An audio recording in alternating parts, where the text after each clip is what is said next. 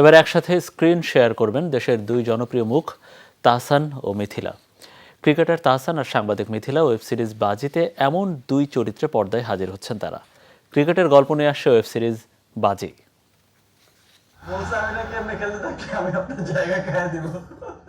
তাহসান খান ও রাফিয়াত রশিদ মিথিলা একসময়ের জনপ্রিয় তারকা দম্পতি।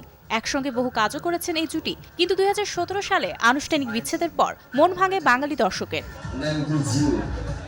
বিচ্ছেদ হলো তাহসান মিথিলার বন্ধুত্বপূর্ণ সম্পর্ক বজায় ছিল সব সময়, তাই যেন আবারও প্রমাণ করলেন তারা। সম্প্রতি ওটিটি প্ল্যাটফর্ম চরকির জন্য একটি ওয়েব সিরিজে কাজ করেছেন তারা। বাজি সিরিজটি নির্মাণ করেছেন আরিফুর রহমান।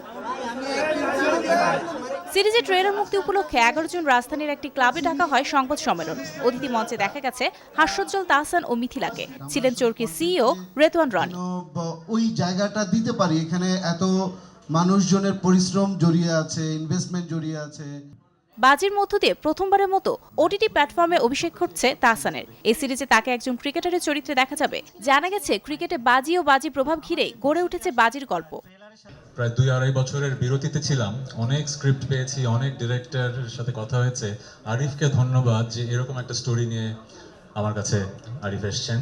এছাড়া মিথিলা তো গুণী অভিনেত্রী, অনেক বছর পর তার সাথে কাজ করেছি। ক্রিকেট নিয়ে একটা ওয়েব সিরিজ প্রথম হলো।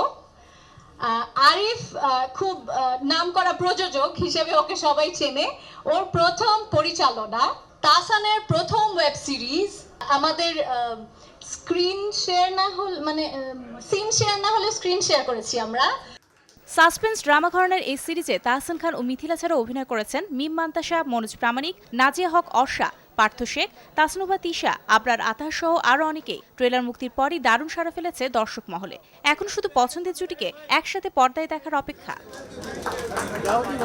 Mario Sen, Jamuna news.